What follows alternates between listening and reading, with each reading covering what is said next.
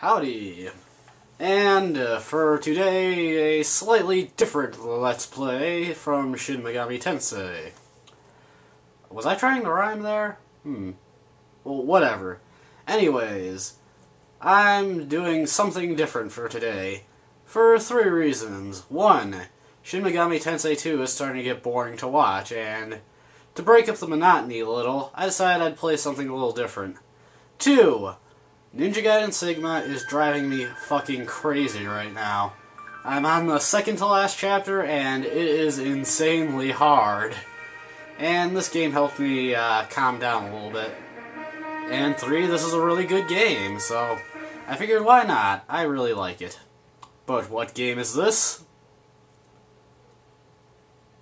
Winners don't eat meat, people. Remember that. It'll get you far. Or it'll get you psychic powers. Yeah, whatever. Anyway.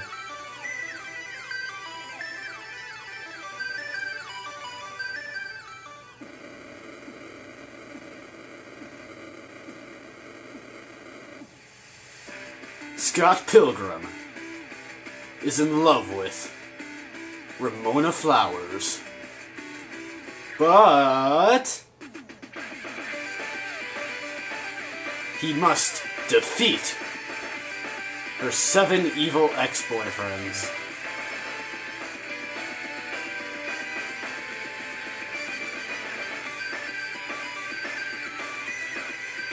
Fight! And that is the plot to Scott Pilgrim vs. the World, the game. Also, that's pretty much the only plot we get.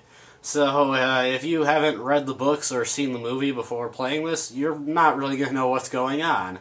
But that's okay, because this is still a really fun game. Anyways, here's a couple things that got added recently. First off are these extra game modes that I got when I downloaded the Knives DLC earlier today, and I'll get to that later. Also is a downloadable content option. That wasn't... Originally, the game didn't have this option. I got this update, I think, yesterday. Or maybe it was 2 days ago, but anyways, I'm going to be playing on Supreme Master, because I'm a Supreme Master. Anyways, in this game, you can play as Scott, you can play as Kim, you can play as Stephen Stills, and you can play as Ramona. Now, as for unlockable characters, you can play as Mega Scott Pilgrim, who you unlock when you beat the game with the 4 default characters. And you can also play as Knives. Now, Knives is part of a DLC that just got released recently. So, if you download the game right away, you won't have her. You have to buy a downloadable content. Anyways, the way I'm going to do this is, I'm going to play through the first 6 levels. Well, there's only 7 levels. So what I'm going to do is, for the first 6 levels, I'm going to go through each character. And when I get to level 7, I'll go back to Scott. And I'm probably going to show off all the endings. I don't know for sure, but I probably will. Anyways, before I start, I'd just like to say, if you have Xbox 360 or PS3, I'd really recommend getting this game. It's about $11 off PlayStation Network, and whatever that translates to for Xbox Live Arcade. Anyways, you can also play around with your character's palettes, but I don't feel like doing that. Anyways, I've got all the levels for Scott unlocked, but since we're going through the game from the beginning, we're going to start at level 1, which sounds reasonable enough, right? Anyways, hold on, I've got some guys to kill. Basically, for controls, square is fast attacks, triangle is strong attacks, circle is block, and you don't have this right away, but if you double tap while blocking, you can roll. That's a move you do not have at the start of the game. In fact, a lot of the moves that I have right now, you do not have at the start of the game. To unlock new moves, you have to level up. Every time you level up, you get a new move, and here's the completed move list, except for one thing. When you get to level 16, you get a character's ultimate attack, but they also have an alternate ultimate attack, and I'll get to how you get that later on. Anyway, for other things you can do, you can press L1 to call in some help. Those are your strikers, and that was Mr. Chow. Mr. Chow is the alternate striker that you can get. Basically, anytime after level 4, you can find Mr. Chow wandering around the map, and if you beat him, he'll be a striker for you. Now, it's completely random if he appears or not, so it's really not that helpful, but Mr. Chow is actually pretty good. Let's see if I can't get... No, Mr. Chow. Mr. Chow again. There we go. Scott's default striker is Knives, and when you call in Knives, she does this attack that does barely any damage to all enemies, but it stuns them for a little bit. It's not that useful. Hold on, I got a cough. Anyways, one last thing you can do is get your ass kicked, but what I meant to say is, you can press R1 to do a super attack. Super attacks aren't that good, because one thing is, you're not invincible while you do them. Another thing is that you can't interrupt enemy combos to use them. And, they aren't that powerful either. And plus, there are better uses for your guts points. Jeez, my voice is bugging the hell out of me. My throat. Anyways, that's Scott's ultimate attack, that cool punch thing. It's pretty good. Anyways, now that with that out of the way, let's try and show off some of the other moves. Let's see, that was it. If you jump into the air and press triangle, you do a special dive bomb move. Sorry. You can also do running attacks. You don't have these at the start of the game. Your square and your triangle running attacks are different. Let's see, you can do a screw attack if you double tap the jump button. Let's see, you can kick an enemy while they're down, or you can pound them by pressing down in square or down in triangle. Jesus Christ. And I think I just instantly killed those guys.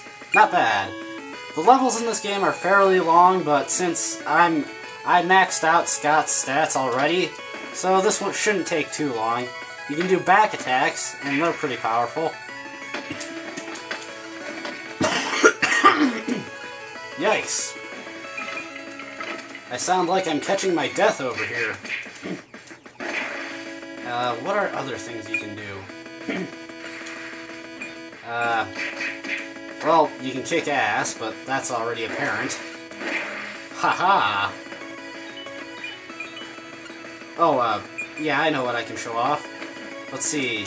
You can grab enemies by pressing right in circle, or, no, not circle, square, or you can just throw them by pressing right in triangle. It's a pretty useful, they're pretty useful moves. Oh. Actually, I shouldn't bother collecting money. I've already maxed out Scott, so I can't buy any upgrades. I could buy extra lives, but I don't really need them. Especially since I'm not going to be playing as Scott again until level 7, so having extra lives wouldn't really be that helpful. Oh, when you kill 5 enemies without taking damage, you start to glow yellow and you move really fast. This is basically a hyper mode. And when you're in hyper mode, if you do a fast combo on an enemy, you can go into this really long and powerful combo. I didn't get a chance to show it off. Now, you see those doors right there? You can go into a shortcut if you go through those doors, but I'm not going to do that since the shortcut has you go through an area that's relatively boring. And plus, I want to show you what the whole level is like. Anyways, here is a snowball fight. Though you don't have to use the snowballs, so I'm going to ignore them, because they're probably the worst way to go about this. It just means that these guys are going to use snowballs. Come on. Ow. Haha. Let's go. I killed you all. That's one annoying thing. Enemies can come from off-screen and cheap shot you. It's pretty annoying sometimes. Okay, you're going down, buddy. And I think that's all of them. Or maybe there's one more? Haha! I am expert at this game. Well, not really, but I've beaten it. 4 times, in fact. Alright, hyper mode. Let's see if I can't pull this off. There we go. You can basically pull off these really long combos and completely drain enemies of their health. They're pretty good. Haha! Take that! Now, we're in a store area. I could buy some things, but, like I said, Scott's already maxed out, so it's kind of pointless.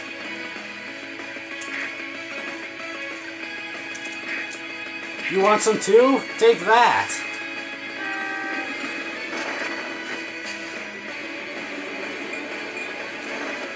I haven't really been pointing out the various video game references in this yet, have I?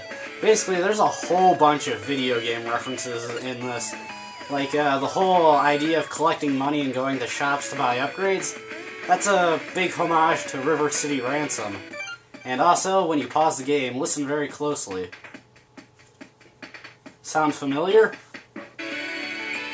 And, oh hey, there's a mushroom over here like the ones in Mario. And the map that you start out on, you know, the map system, it's a lot like the map in Super Mario Bros. 3. So yeah, there's a whole bunch of references. Like on the walls right here, there's Pac-Man ghosts.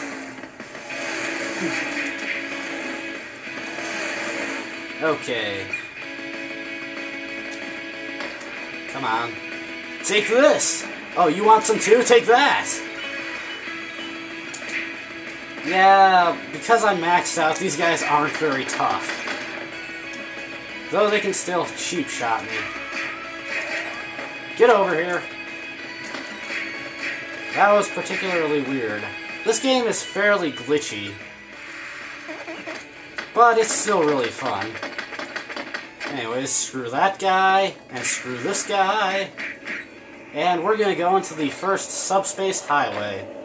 Now, those doors that I passed back, you remember where I said there was a shortcut? Those doors would have taken you into a Subspace Highway that would have taken you farther through the level. And basically, in Subspace Highways, there are piggy banks you can break open, which drop a lot of money. And then there are the coin blocks, another Mario reference, and if you hit them, they drop money. Since I'm maxed out, I'm not really worried about money. But anyways, if we head to the Club The Rocket, we see that Crash and the boys are playing, or are done playing. 0.4 seconds, not bad. Oh, what's this? And it's Ramona's first evil ex-boyfriend, Matthew Patel. He has mystic powers and he dresses like a pirate. And I picked up a cup. It's useless. God damn it, Scott, let the cup go. Ow. Okay, I'm doing lousy against the first boss. This bodes well. Come on. Take this, you pansy. Haha. And he's already almost dead. This is his second phase where he summons up the demon chicks. His demonic hipster chicks. Anyways, all you have to do is jump kick them. And he's dead. Yeah, he's pretty easy. Even when you first play the game and you're not maxed out, he is really easy. $2.15, man, that's not enough. That's not even enough for bus fare. What a cheapskate. But anyways, whenever you clear an area, you get a total for your kills, your experience earned, and your money. And whenever a character leaves a level, they do it in a video game-like fashion. Scott warps out of the level like Mega Man. Anyways, at the end of the level, you always get one of these little cutscenes. Now, I am going to be playing as different characters, but it doesn't matter. Basically, all the characters have the same cutscenes at the end of levels. So, even though I'm going to be playing as different characters, whenever I beat a level, I'm still going to get the same cutscene. So anyways, that was the first level, and the first time we play as Scott. We won't be seeing him again until level 7, all the way over here. So, when we come back, we'll be playing as Kim next time, going to Casa Loma's film set. So until then, see ya.